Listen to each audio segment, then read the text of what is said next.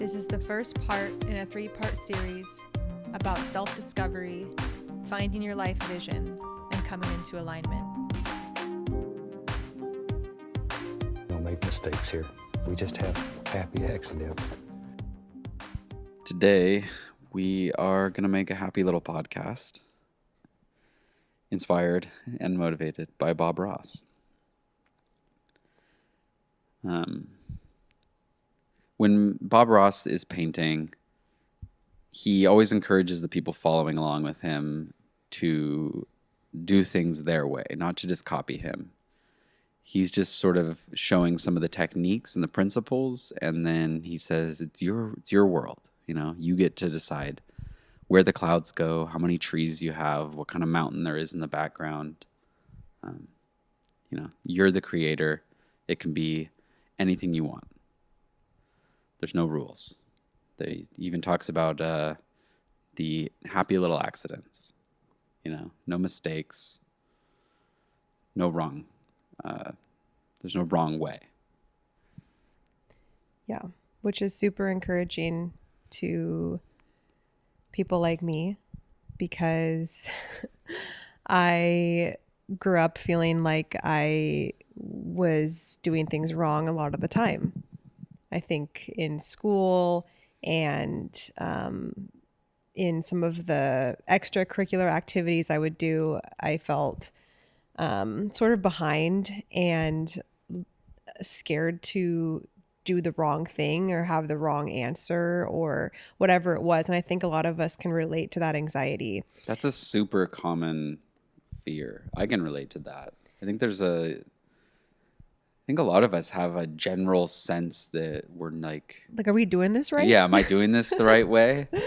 Sheesh. And I think the beautiful thing about Bob Ross is that he's saying, I'm going to paint this scene, but all the details are up to you.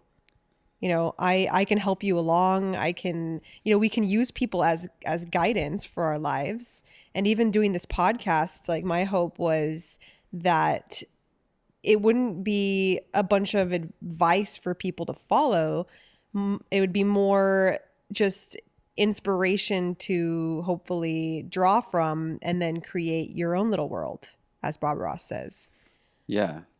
I think we've always kind of viewed our relationship as you called it a third identity, but like this own little world that we get to create together. It's a work of art, as we say. Yeah. It's this. It's this painting that we sort of, and the world is our canvas. That sounds super cheesy, but it actually makes cheesy sayings are really deeply true usually. But they just get said so often that it's hard to take them seriously, but they're usually very true. Somebody said, I forget who it was, but they said that if you hear something and the thought comes to mind, that's so cliche. He's like, pay attention. There's often a nice truth in each cliche, exactly what you're saying. Yeah. So, yeah, that can be nice. But yeah, Bob Ross is a big inspiration for us. And Johnny watched Bob Ross when he was little, but I didn't. I actually first watched Bob Ross only a couple of years ago. So for those of you that don't know our backstory, Johnny and I have lived in a few different interesting situations. But one of them was a tiny house. And while we were building the tiny house, we needed to rent an apartment. And so we rented this apartment from a lady that we knew that was actually unrentable to other people, really. She was my principal broker. So as a real estate broker, I have a principal broker. No one knows you're a real estate agent. Well, now they do. If you want to buy a house or sell a house. Yeah. So she had a little apartment that was not being rented to anybody because the whole building was being renovated. But that part of it was finished. Mostly. Maybe they hadn't got to renovating it yet. They hadn't gotten to renovating it yet. Okay. So it was a basement apartment, and it was super dark, super dank, super damp. And it was so damp that our towels would never dry, and our mattress ended up molding within 2 months, and we had to throw it away. So it wasn't a great environment. But every night we would watch Bob Ross before we'd go to bed, and I found myself inspired by his point of view. And he didn't even have to say anything really about what he was doing. He just was doing it, and I was feeling it. Yeah, he somehow managed to communicate this somewhat revolutionary or even countercultural message without ever saying anything that you could really disagree with. He didn't really ever say anything controversial. It's kind of amazing. Yeah, I learned a lot from that. Yeah, so he's been a big inspiration to us in how we approach our marriage. There's no mistakes, just happy little accidents. And it's our world. We get to make it anything we want. And speaking of anything you want, one of my favorite books is called Anything You Want. It's a short little book by Derek Sivers, and it tells the story of him starting CD Baby, which was his music company that he eventually sold. And he describes a business as a little world that you get to create and make anything you want, the title of the book. And I really loved that idea. And to think of, your life is kind of like that, I guess. It's your own little experience that we don't necessarily have to always listen to all the shoulds and the expectations of other people. And If we do, then our heads and hearts are going to just be all over the place, because everybody's going to have a different opinion for how we should be living and what our relationship should look like and what our personal life should look like. And we'll be talking a bit more about conditioning and how it affects us later on in this podcast. So that's coming up. But the first thing we wanted to do was talk a little bit about forming your relationship vision.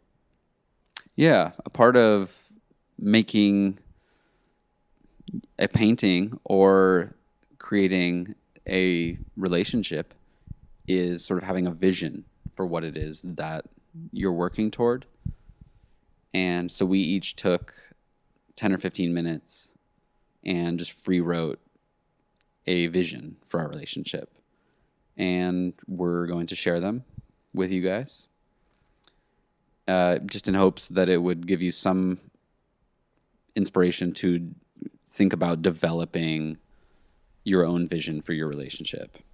And it can look totally different than ours, likely will look totally different than ours. And that's the point. Not that it has to look different than ours, but just that it absolutely can. So we wrote our relationship visions in present tense because I think it's really common for people to get stuck in the past, and also stuck in the future.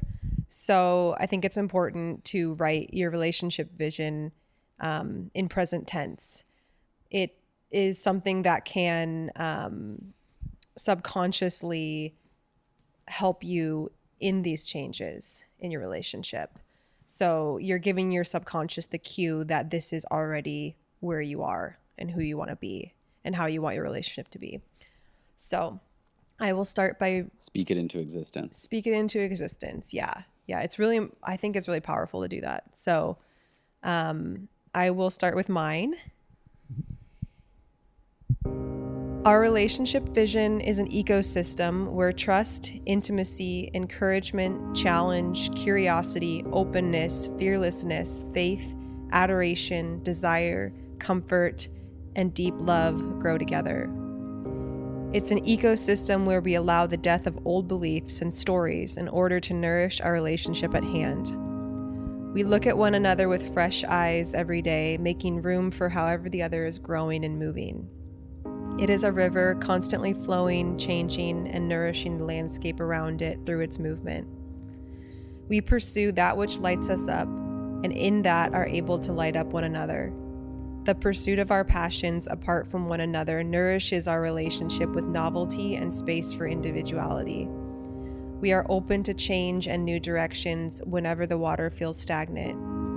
We enhance our ability to communicate and problem solve through meditation and study. This, among many things, is a form of love for one another. We are always focused on creating a life that radiates love and light. We dive into our darkness to mine the beauty and harness the power of transformation. We show one another that we are desired and sought after, forever stimulating romance through curiosity about one another. We rush like rivers, storm like oceans, and hold peace like forests, endlessly fascinated by the gift of our soul's journey together. Yes. So much admiration.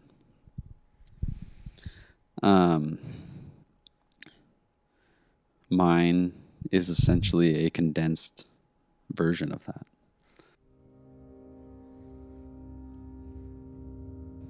What I came up with is we continually challenge and poke at our fears, pushing the boundaries of our being every one of these 10 years. We cultivate this soil of safety and trust. Letting go of ourselves, we surrender to our lust. That deep soil of our commitment holds tight our roots. Your nature unfolds, I'm harvesting your fruit. To all that look on, our candle burns bright, pointing the way to abundant delight. Torches together, infinitely grateful we stand, side by side, heart to heart, breath by breath, hand in hand. Yes. I had a lot of fun writing that.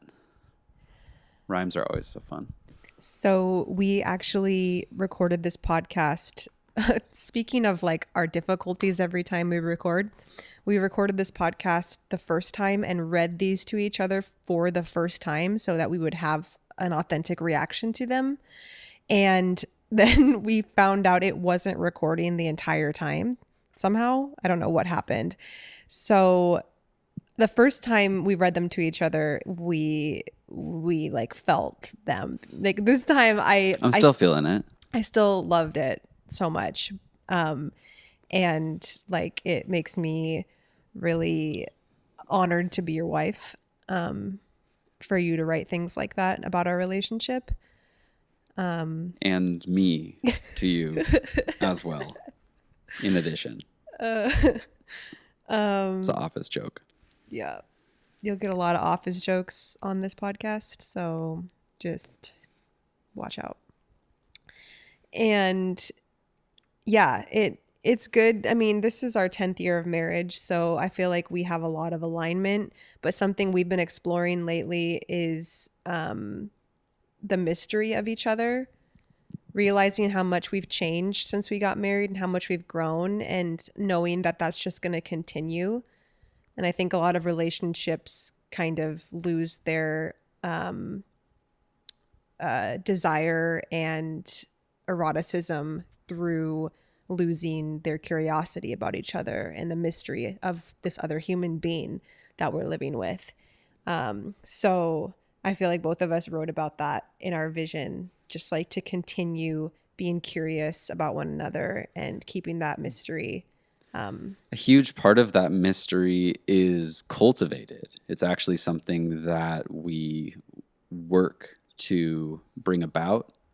And the way we've been doing that is by working to create more space in our lives where we're free to pursue a slightly more independent vision, one that is just us in the world individually. And that's helped to make it so that we have much more interesting things to bring to the times that we are together and in creating that little world. So it helps for us to go out or be alone or be away from each other, either around other people or just doing things we like, so that when we come back together, we have kind of more to share with one another and there's more that we don't know even. So spending time apart has actually somewhat paradoxically been super helpful for us lately. And that's one of the kind of practices we've been trying to, and I guess,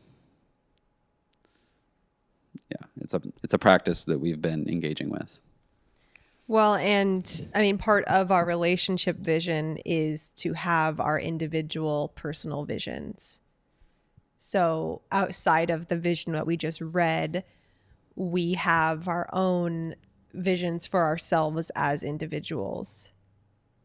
Yeah, absolutely. I mean, that's where, I mean, I feel like our relationship vision is born out of this combination of who you and I are individually as ourselves. Yeah. And our relationship has helped in that process of self-discovery. Yeah, it creates a really nice context for that process to happen in. We've talked about the metaphor of a container. It creates this really safe space, like a practice zone, a foam pit where you can try all the crazy tricks and stunts that you're not quite ready to take out into real life, and know that if it doesn't work out, there's kind of that soft space to land where you're not going to get hurt. There's not the judgment. There's not the, the shame, all of that, all the stuff that it's easy for us to fear coming from the rest of the world. Working hard to create that in our relationship has been a long journey. I mean, we did at the beginning, we tried to condition one another, just like our parents had conditioned us, or our friends had conditioned us, or the society has conditioned us. Yeah. Even we tried to condition each other at the beginning. And through the years, we have learned that it's actually better for us to give the other person space to become who they are. And that's the ultimate gift to give.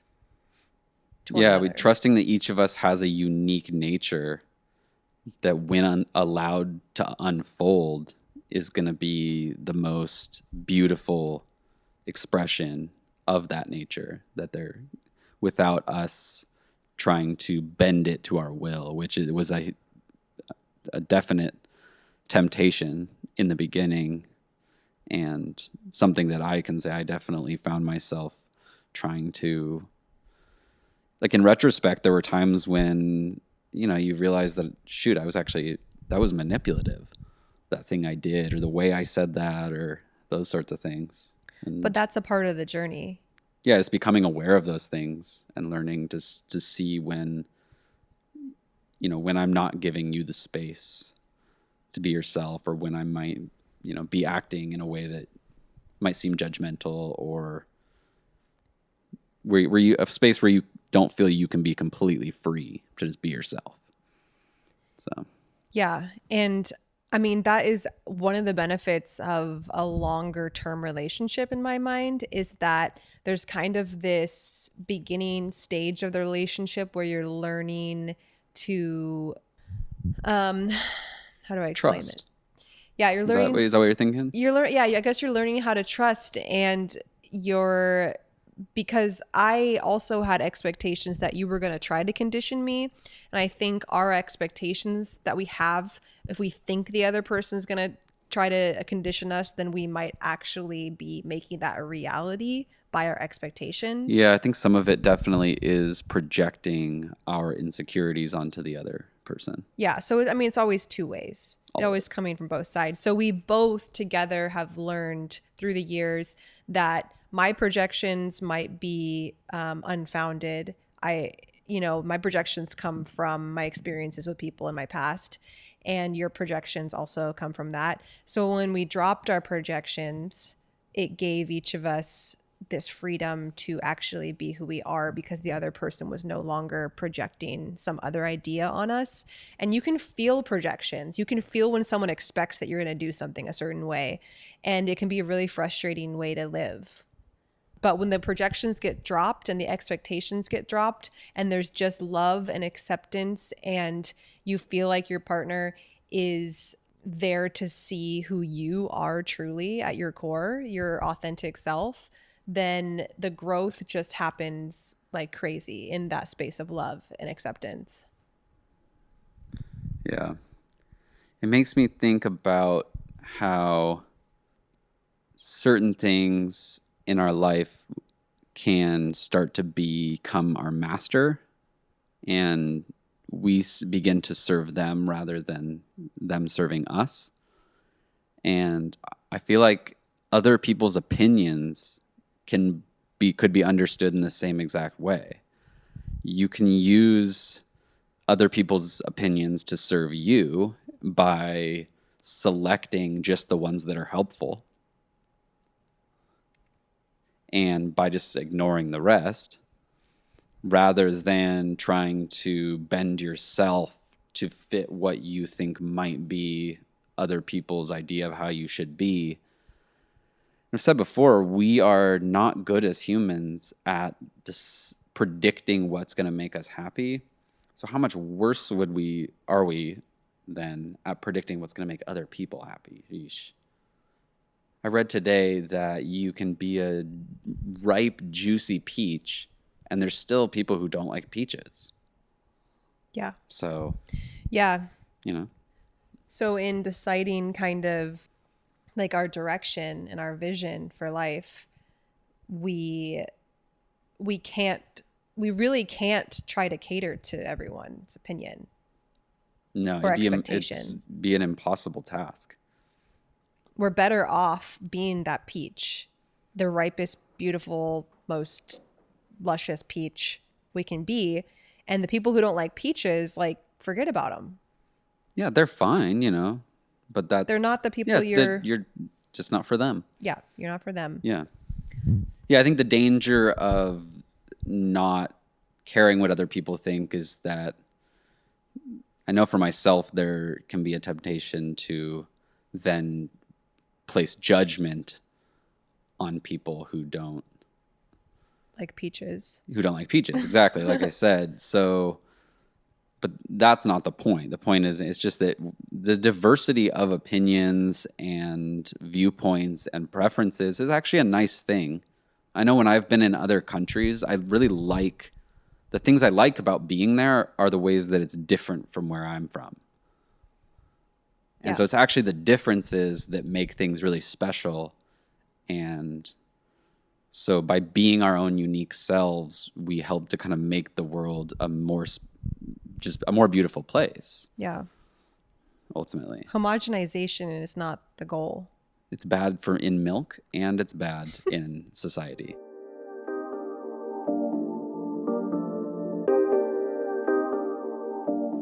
If we say, okay, I'm going to try to be my authentic self, and then at some point we get to we face the obstacle of what is that authentic self? Yeah, what is that authentic self?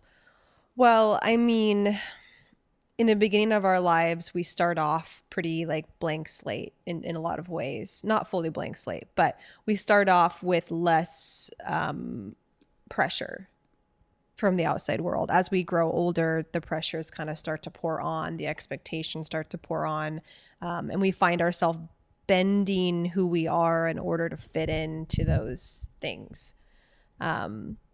So the conditioning starts from a really young age. We maybe do something and then our parents react to us in a certain way and we realize, oh, we can't really be that way because they don't like it and we got in trouble for it or whatever it was. We make a decision basically to shut down a part of ourselves. Like if we need to protect ourselves from somebody's anger, or we want someone's approval. There's so many ways that we shut ourselves down or we ramp ourselves up. So some people will ramp themselves up in like a service department where they'll like always be serving everyone and making sure that everybody likes them. There's all these different ways that we can be conditioned. And the road to really discovering our authentic self is looking at those decisions we made to shut parts of ourselves down, and actually see that we need to reinstate that part of ourselves because the person that caused us to shut it down, is one person with one opinion. And probably anyone who, accepting the cases where someone's behavior is hurtful and needs to be shut down, if someone's shutting down a vulnerable, loving behavior, then they're doing so out of their own fear. That when we judge other people, it's something we're scared of. And a good example of that is some people shut down their emotions entirely. So their vulnerable self is shut down. And so then as they grow older, they're unable to connect to other people because their emotional vulnerability has been disowned from themselves. So that's an example of something that could be shut down in you. And undoing conditioning requires that we avoid additional conditioning.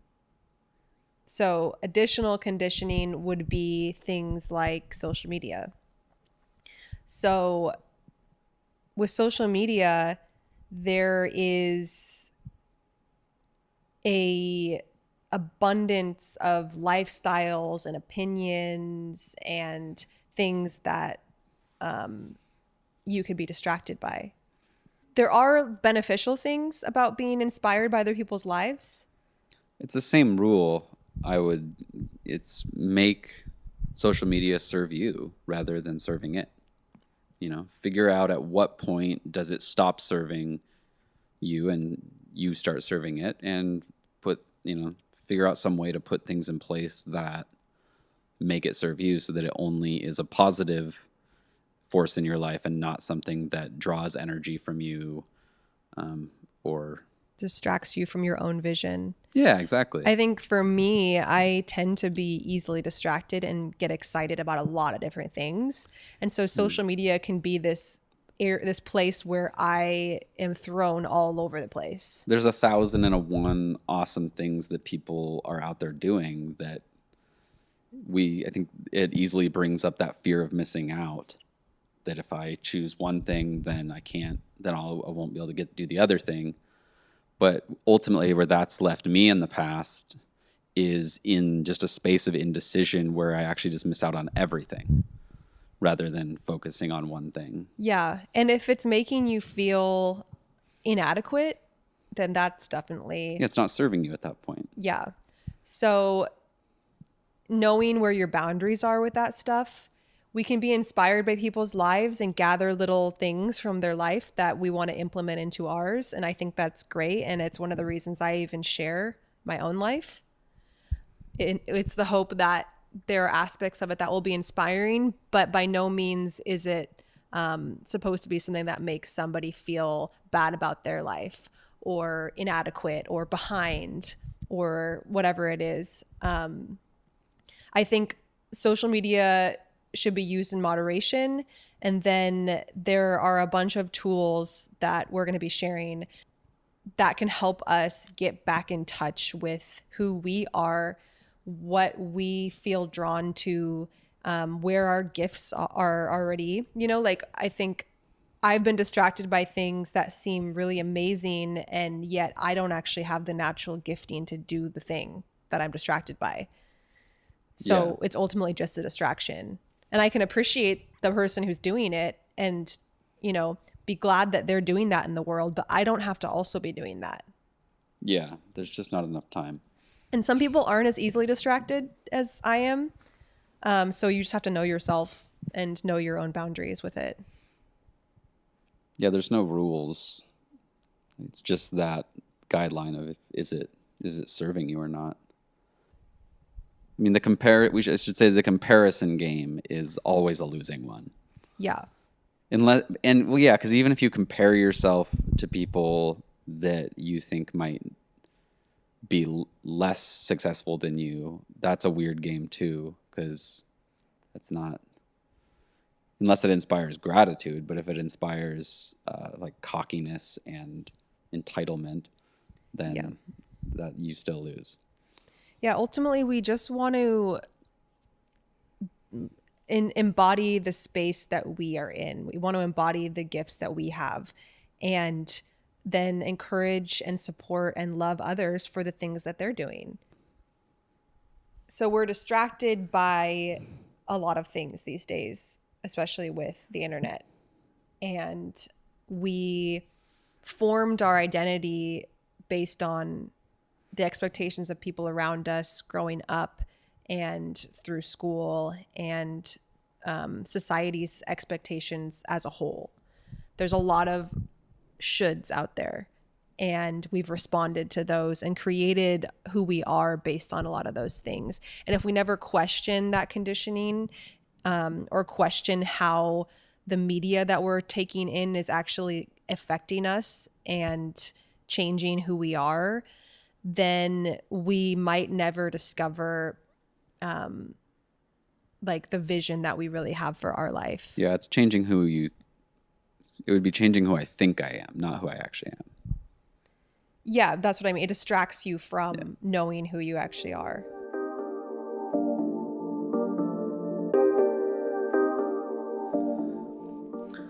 Self-discovery is ultimately the process of learning to love yourself and growing in love for yourself. And it's a self-fulfilling prophecy in a way that the more I come to love myself, I am that person that I love. You know, I become more loving in that way. And in the same way that we talked about loving our partner into being rather than shaming them into being, we have to do the same exact thing with ourselves. In the past, I've been super hard on myself at times. Sometimes, most of the time, very hard on myself. I was able to justify it as just having high standards or being an idealist or being a perfectionist. But ultimately, it's not a behavior that was serving me. It was kind of continuing the shame that I felt growing up, continuing to kind of punish myself for not doing certain things, seeking to change my behavior through shame. And ultimately, it's been learning to love myself exactly as I am that has facilitated that process of transformation, of becoming the person that is easy to love more and more every day. And in a way, creating space for myself to unfold in a safe environment where I'm not splitting my personality in two, and one half of me behaves a certain way, and then the other half of me judges that other half. You know, it creates this false identity and a sort of duplicity within ourselves that doesn't ultimately help us to get to where we want to be. Well, I think we learn to judge ourselves through feeling judged by others in the beginning of our life. Because when we're younger, we're trying things out, and then we see how people react to us. Yeah. And so we learn how to judge ourselves through other people. Yeah. As a kid, you don't really know any better. So you kind of, when you act one way, you get a certain response from people. And when you act other ways, you get a different response. And you're going to maybe at some point think, this behavior always gets me this response. And so I'm just going to throw that one out because as a kid, it's sort of life and death. Losing the love of your parents or your caretaker or whoever it is means the difference between survival and not survival. So a lot of times we conform. I mean, on the other side of things, some people act out. Yeah, rebelling is just the other end of the spectrum. Yeah, so both rebellion and conformity are just two sides to that. Yeah, and it's not... It doesn't seem like our uniqueness really even exists in the middle of that spectrum, but it just exists separate of that dualism altogether. Yeah. It's just its own thing that isn't, that is only good. You know, I mean, even growing up in Christianity, I was taught that my nature was essentially bad, flawed. You know, it's that this idea of original sin, that I was born dirty. I mean, I was baptized 2 weeks after I was born. You know, I've joked about, like, what did I do in those 2 weeks to need a bath? Ceremonial cleansing. Yeah, like, what sins had I committed in those first 2 weeks of life that that I needed to be forgiven? It was a preemptive Yeah. baptism. So for me, that's where the challenge of loving myself was born. Because I mean, it was taught that I was flawed. And the challenge, I think, for me started when I got the feedback that I maybe was too emotional, or that I didn't fit into the normal school structures because I couldn't get good grades, even if I tried. It just, for some reason, it didn't work for me. And so I had a lot of fear in getting older because I was told that as an adult, I would need to have a college degree and I would need to be this certain way in order to succeed in this world. And so I tried to conform to those things for a while, and then soon just gave up. At one point, I just gave up. And sometimes that's what we do. We just give up and we just say, you know, I guess I'm not going to be successful in any form. I'm just, you know. And you can get low self-esteem that way as well. Yeah, our society has conflicting messages about self-esteem in general. You know, I think we're all encouraged to have high self-esteem, but then so much of what actually happens in practice seems to encourage the opposite result of having low self-esteem. Yeah. Yeah, there's a fear in loving yourself too. I've definitely had that fear that if I actually like myself, I'm going to make other people feel bad about themselves if I like myself. That's been definitely a struggle I've had. Yeah, it can sometimes feel alienating to be okay with who you are, when I think it's easy for us to get caught up in the habit of being self-deprecating.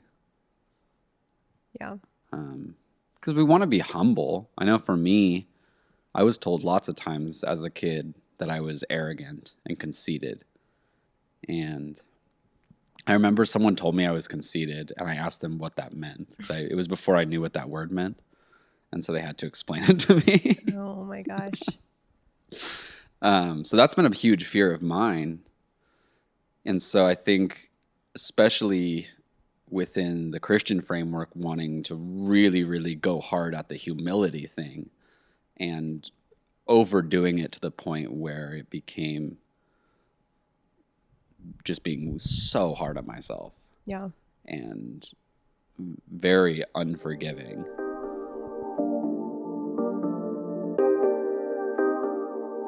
And what do you think, like, I mean, obviously I know this, but what were some of the things that helped you get out of that place and to where you are now? So much. Well, I mean, at some point, as I got further and further into my theological studies, Christianity as an exclusive worldview started to make less and less sense to me. And so getting to the point where I felt brave enough to set that down was super helpful. It was scary because growing up in that, I was I'd been taught that if that wasn't my reality, then my reality was very bleak. And namely hell. Hell would be involved at that point. And that sounds so extreme and wild when I say it, but then I look back and I'm like, that's actually what I thought. That was a fear. Yeah. Wow, that's so weird to think about. That kept you in that place. Yeah, it was a legitimate fear. and that I had held my entire life, and sort of get to a point where I was considering setting that down was scary, but ultimately was setting down such a heavy burden that was immediately felt so much lighter. And I knew that I had made the right choice then.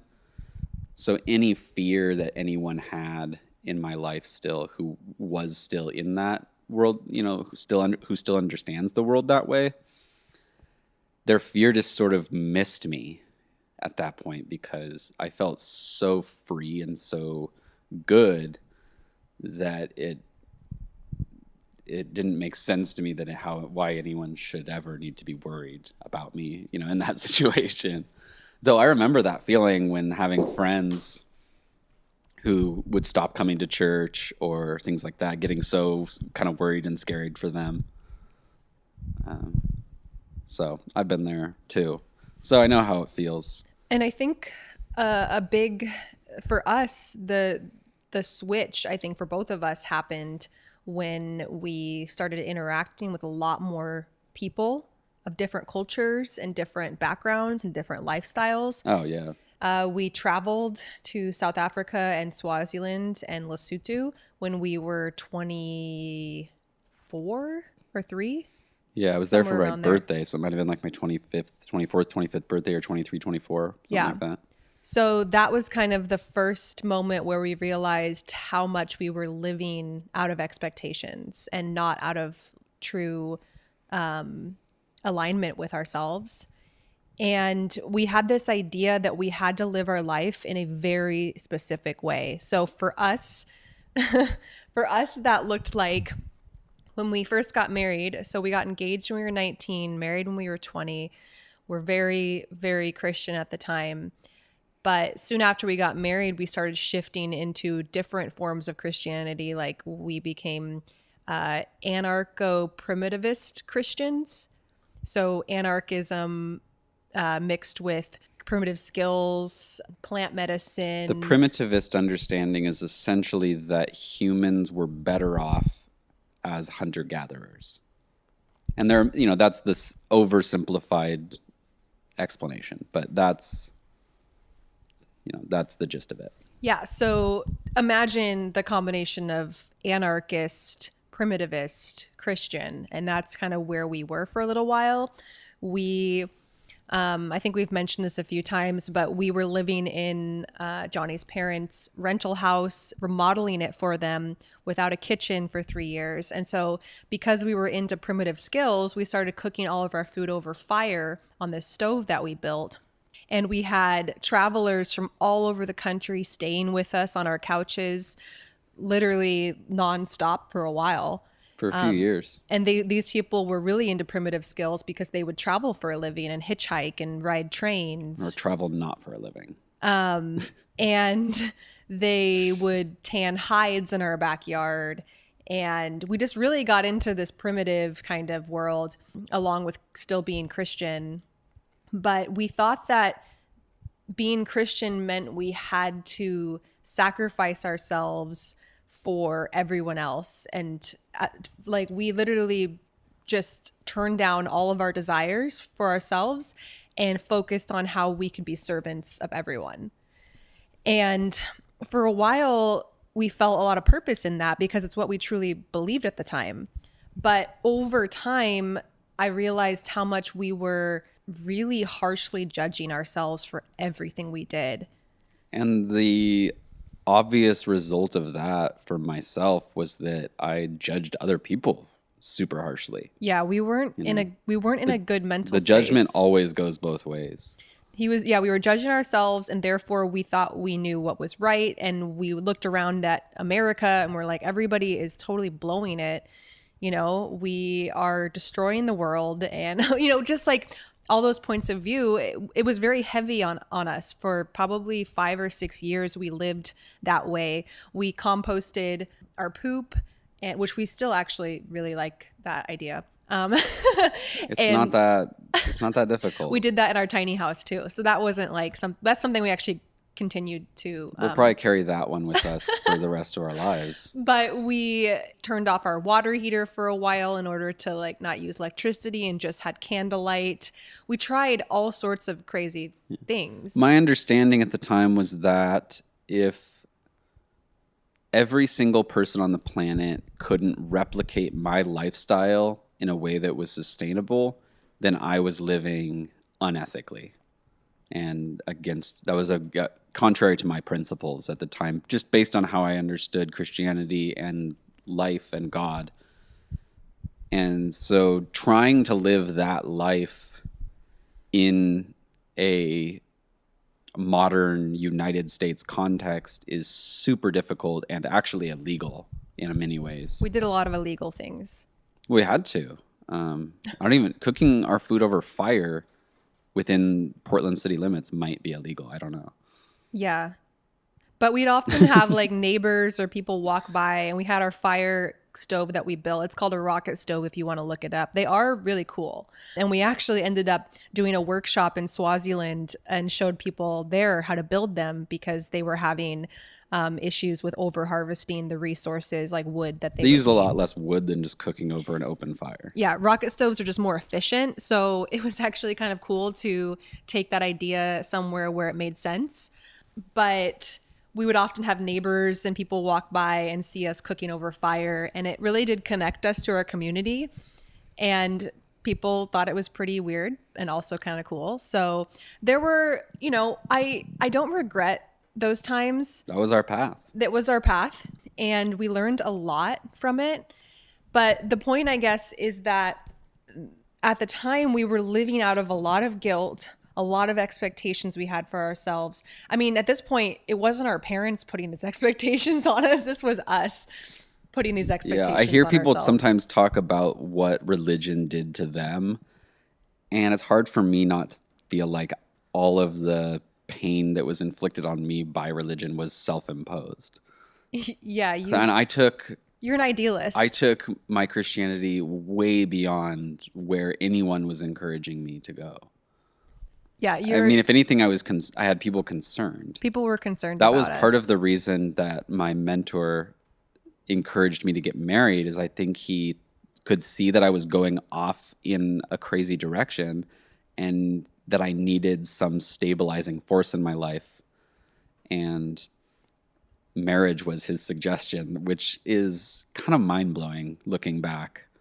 To give a 19-year-old that advice? Yeah, that worked out super well. I mean, I definitely got roped into your ideals for a while because I think, deep down, I'm an idealist also. And I want to live my life in a way that is always thinking about other people and making sure my actions aren't negatively impacting people. But we have a global economy, and trying to live in a way that doesn't affect anybody negatively is really overwhelming. And we tried it for a while. And it wasn't really a healthy situation. We didn't have enough boundaries in our lives. The thing that ended up kind of changing the direction that we were going was that I got really sick. Yeah. So all of a sudden, I think maybe 5 years in. It was right when we got home from South Africa. Yeah. So we had gone to South Africa, started kind of making our switch out of Christianity in that way after meeting a lot of people while we were traveling and kind of seeing different points of view and being challenged by that. When we got home, we were still living with roommates, and we had 28 different roommates over the span of 5 years in our house while we were remodeling it and hosting people. So it was just a crazy, crazy place. And there were a lot of chemicals and mold and dust and stuff that would be pulled out of the walls while we were remodeling. So I just ended up getting really sick from overexerting myself, not taking care of myself, and being in an actual toxic environment. And so getting sick actually changed me more than anything, I think. Besides, maybe I also had a miscarriage that kind of sent us on a different trajectory. So I think sometimes the pain in our lives are really good moments for us to kind of check in with ourselves and be like, am I living the way I really want to be living? I think pain does that to us. Grief does that to us. I It was think sort of your body saying that something has to change. my body is very tied up in environments, and I'll explain that more later in the podcast, actually. But my body specifically can read environments better than most, and I can feel when my body is getting sick really fast. So I ended up getting allergies. Basically, I was allergic to everything for a year, and I couldn't breathe out of my nose while I was sleeping for an entire year. And I was just miserable. I was on the couch a lot of the time, and I couldn't take the pharmaceuticals they gave me because my body just reacts really badly to chemical pharmaceuticals. And I mean, anyone who has seasonal allergies knows exactly what you're talking about. I had seasonal allergies basically just all the time. all the time. And it was really bad. And I did not feel like myself anymore. And it was at that moment that I finally said, enough, everybody out of the house. Everybody needs to get out. And that's actually when we built our first tiny house too. So we've lived in 2 different tiny houses, and we built them both in the backyard of this house. Since it was my in-laws, we could do that. And it was illegal, yes. But we needed to have our own space, and we didn't have the money to move out and pay rent at the time. So we ended up just changing up a lot of the things we were doing because of me getting sick. And that's why I decided to go to nutrition school and become a nutritional therapist, because I wanted to heal myself.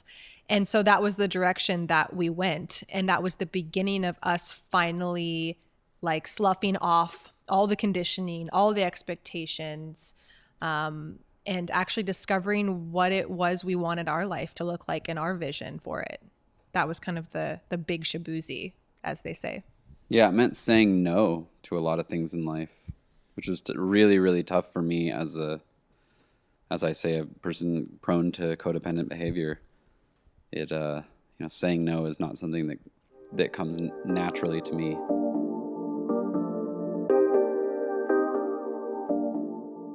We had to set boundaries with people in our lives that were not serving us.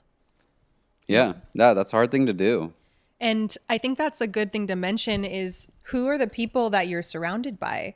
So for us, like we started to slowly say no to people in our house and slowly, say no to certain friendships that weren't serving us, and even setting boundaries with family too. And that's maybe the hardest one. Yeah. Is with the family. Yeah. So we went through a few of these boundary setting moments, and then we cultivated kind of the friendships that we really felt were good for us and that went along with our vision. So knowing your vision and then knowing what people to surround yourself with who can kind of be mirrors for you. People who support that vision and actually can help catalyze that process and help you along and inspire you, support you, encourage you. Those are the best.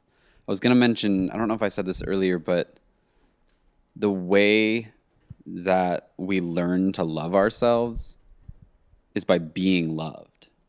Mm-hmm. And if we go out in the world and love, then love will come back to us. Like we will experience that love. And by being in relationship, especially in a close committed relationship, but then as an extension of that, being in all of our close friendships, by being loved by the people in our life, that again loves us into being. Mm-hmm. And provides that deep, rich soil for us to grow in. And our environment and the people in our environment are so important to who we become. Absolutely. Who we grow into. And so looking at like, what is my environment and my friendships? What kind of person am I becoming because of this environment and these people around me? Because we're taking in so much from our environments and our friends. And if that environment and those people are not encouraging the most authentic version of ourselves, then it's not a healthy environment to be in. Yeah. Yeah, I mean, there's lots of things that become commonplace among lots of people. Complaining. Yeah. You know, in some groups of people, it's just constant complaining. And I mean, and to be fair, it's how we connect. I think Tony Robbins says that the number one addiction in the world is not any drug but complaining. Mm-hmm. And that, you know, on the internet we complain, with our friends we complain, at work we complain, with our spouse we complain, and we connect to people through complaining. And that was a habit that you and I identified at one point and took a lot of steps toward eliminating and replacing it with a practice of continual gratitude Yeah. instead. There's definitely a difference between complaining and sharing your hard stuff with your friends. Yeah, absolutely. Because your friends are there to support you through those hard things. But complaining is a different thing. Yeah, complaining is non-constructive. It doesn't actually move you any closer to a positive outcome. It's usually just done for its own sake, not to actually help the situation. Yeah. Yeah. Yeah, it's just not. It's not life-giving. It's a negative story to Yeah, be telling myself all the time.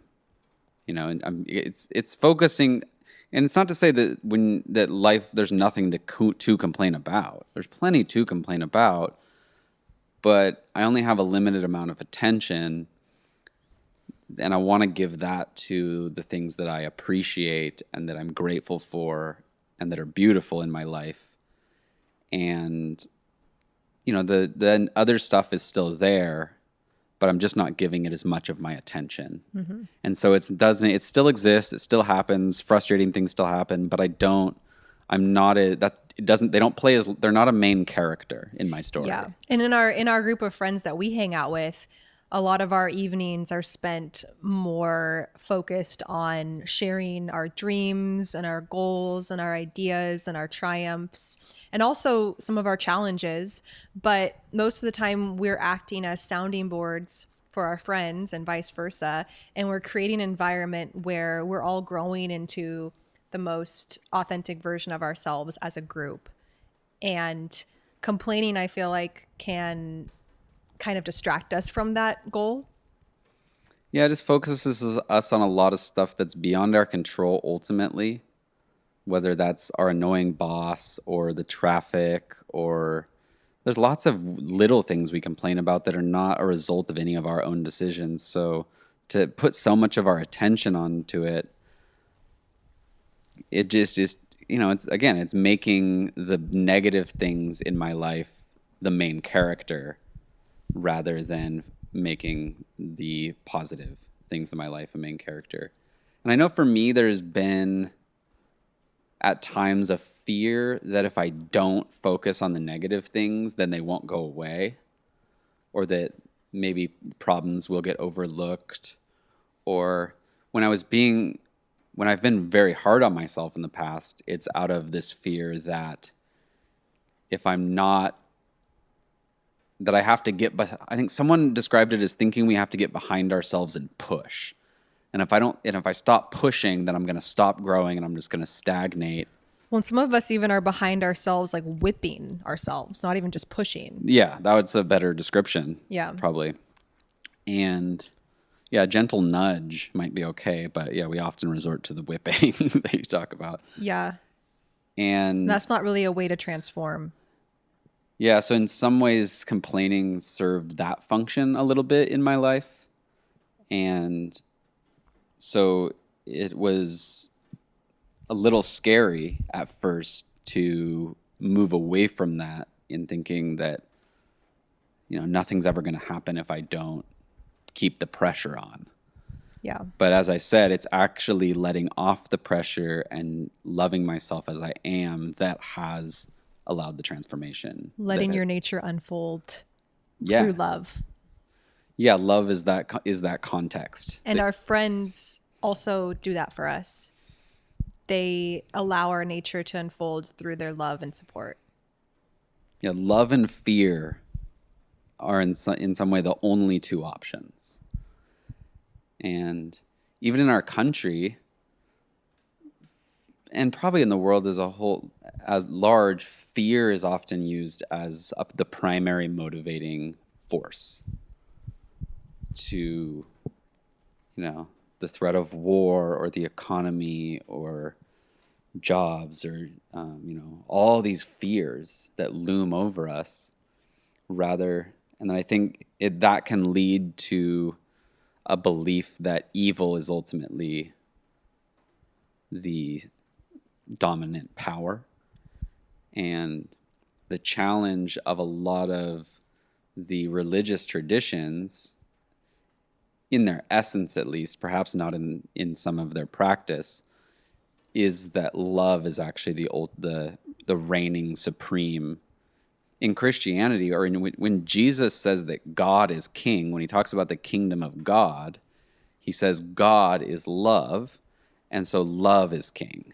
And so that's then is this Christian idea of the kingdom of God, at least as I understand it, is that love is the ultimate dominant reigning force, and that by surrendering to that, we all unfold in the most beautiful expression, just as an acorn unfolds into an oak tree, a seed unfolds into a flower, Yeah. an egg unfolds into a chicken or a bird. It's like the more we give in to fear and low expectations for each other and judgment, the more everybody's going to feel those low expectations, feel that fear and feel that judgment. And that's not really the soil that we grow in No. as humans. Yeah, fear doesn't provide a good substrate for human development.